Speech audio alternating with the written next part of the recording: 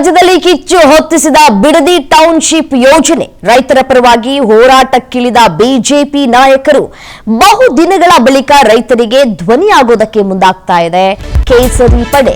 ಇಂದು BJP ನಿಯೋಗ ಬಿಡದಿಗೆ ಭೇಟಿಯನ್ನ ನೀಡ್ತಾ ಇದೆ. ಹೋರಾಟದ ಬಗ್ಗೆ ತೀರ್ಮಾನವನ್ನ ತೆಗೆದುಕೊಂಡಿದ್ದಾರೆ B Y Vijayendra, R Ashok. B Y Vijayendra ಮತ್ತು ಆರ್ ಅಶೋಕ್ ಅವರ ನೇತೃತ್ವದಲ್ಲಿ ಪ್ರತಿಭಟನೆ ನಡೆಯುವ ಸಾಧ್ಯತೆ ಇದೆ.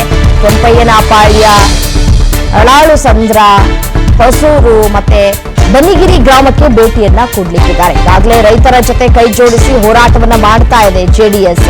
ಈ ಭೇಟಿ ಬಳಿಕ ಮುಂದಿನ ಹೋರಾಟದ ಬಗ್ಗೆ ತೀರ್ಮಾನವನ್ನ ಕೂಡ ಕೈಗೊಳ್ಳುತ್ತಿದ್ದಾರೆ.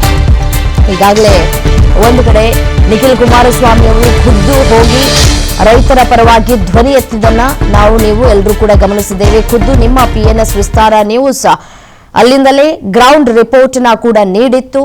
ಅಲ್ಲಿನ ಜನ ಯಾವ ರೀತಿಯಾಗಿ ಆಕ್ರೋಶವನ್ನ ವ್ಯಕ್ತಪಡಿಸ್ತಾ ಇದ್ದಾರೆ ಮತ್ತೆ ಎಷ್ಟೆಷ್ಟು ಜಾಗವನ್ನ ಕಬಳಿಕೆ ಮಾಡಿಕೊಳ್ಳುವಂತಹ ಕೆಲಸಕ್ಕೆ ಮುಂದಾಗ್ತಾ ಇದ್ದಾರೆ ಅಂತ ಹೇಳಿ.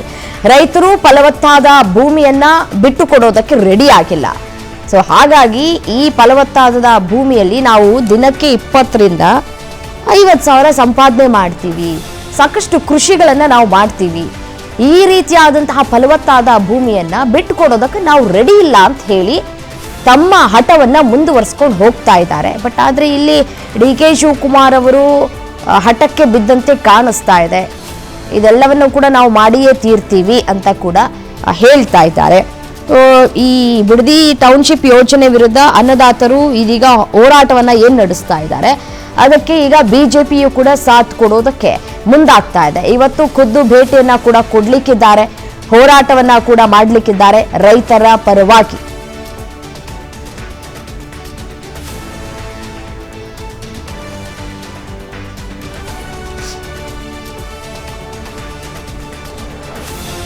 ನೋಡಿ, ಭೂ ಸ್ವಾಧೀನದ ಭೀತಿಯಲ್ಲಿ ಇರುವಂತಹ ಕೆಂಪಯ್ಯನಪಾಳ್ಯ, ಈ ಅಳಾಳ್ ಸಂದ್ರ, ಅದರ ಜೊತೆಗೆ ಹೊಸೂರು ಮತ್ತೆ ಬನ್ನಿಗಿರಿ ಗ್ರಾಮಗಳಿಗೆ ಇವತ್ತು ಬಿಜೆಪಿ ನಿಯೋಗ ಭೇಟಿಯನ್ನ ಕೊಡ್ತಾ ಇದೆ.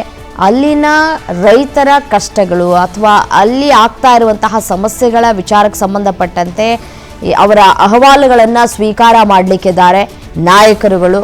ಬಟ್ ಇದು ಹೋರಾಟ ಇಷ್ಟಕ್ಕೆ ನಿಂತರೆ ಸಾಧ್ಯ ಆಗಬಾರ್ದು.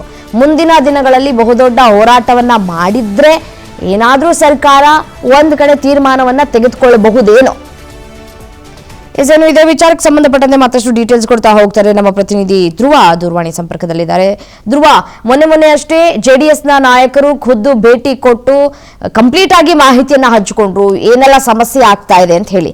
ಇವತ್ತು ಬಿಜೆಪಿ ನಿಯೋಗ ಭೇಟಿಯನ್ನ ಕೊಡ್ತಾ ಇದೆ. ಎಷ್ಟು ಗಂಟೆಗೆ ಭೇಟಿ ಕೊಡ್ತಾರೆ, ಯಾವೆಲ್ಲ ನಾಯಕರು ಬರುವ ಸಾಧ್ಯತೆ ಇದೆ?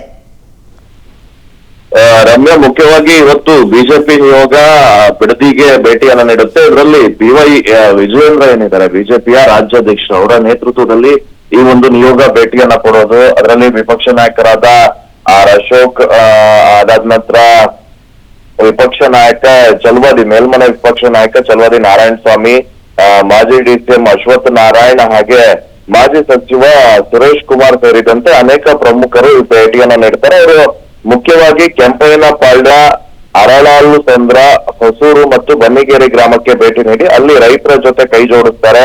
ಅಲ್ಲಿ ಅವರ ರೈತರ ಸಮಸ್ಯೆಯನ್ನ ಆಲಿಸ್ತಾರೆ. ಏನಿದೆ ವಾಸ್ತವ, ಅವ್ರ ಜೊತೆ ನಾವು ಇದ್ದೀವಿ ಅಂತ ಹೇಳಲಿಕ್ಕೆ ಈಗ ಬಿಜೆಪಿ ನಾಯಕರು ಮುಂದಾಗಿದ್ದಾರೆ. ಈಗ JDS ಬೆನ್ನಲ್ಲೇ ಬಿಜೆಪಿ ಕೂಡ ಏನು ಬಿಡದಿ ಟೌನ್ಶಿಪ್ ವಿಚಾರವಾಗಿ ವಿರೋಧವನ್ನ ವ್ಯಕ್ತಪಡಿಸ್ತಾ ಇತ್ತು. ಈಗ ಅಧಿಕೃತವಾಗಿ ಅಖಾಡಕ್ಕೆ ಇಳಿದಿದ್ದಾರೆ. ಸೊ ರೈತರ ಪರವಾಗಿ ನಾವಿದ್ದೀವಿ ಅಂತ ಹೇಳಿ ಸರ್ಕಾರದ ವಿರುದ್ಧ ಹೋರಾಟದ ಹಾದಿಯನ್ನ ಹಿಡಿದಿದ್ದಾರೆ. ಈ ಭೇಟಿ ಬಳಿಕ ಮುಂದಿನ ಹೋರಾಟದ ಬಗ್ಗೆ ಕೂಡ ತೀರ್ಮಾನವನ್ನ ಕೈಗೊಳ್ತಾರೆ. ಈಗಾಗಲೇ JDS ನಾಯಕರು ರೈತರ ಜೊತೆ ಹೋಗಿ ಮಾತುಕತೆಯನ್ನ ನಡೆಸಿದ್ದಾರೆ, ಅವರ ಜೊತೆ ನಾವಿದ್ದೀವಿ ಅಂತ ಹೇಳಿದ್ದಾರೆ. ಸೊ ಇವತ್ತು ಬಿಜೆಪಿ ನಾಯಕರ ಈ ಒಂದು ಭೇಟಿ ಕೂಡ ಸಾಕಷ್ಟು ಕುತೂಹಲವನ್ನ ಮೂಡಿಸಿರುವಂತದ್ದು. ಅಲ್ಲಿರುವಂತಹ ರೈತರಿಗೆ ನಾವು ನಿಮ್ಗೆ ಜೊತೆಯಾಗಿ ನಿಲ್ತೀವಿ ಅಂತ ಹೇಳ್ತಾ ಇದ್ದಾರೆ.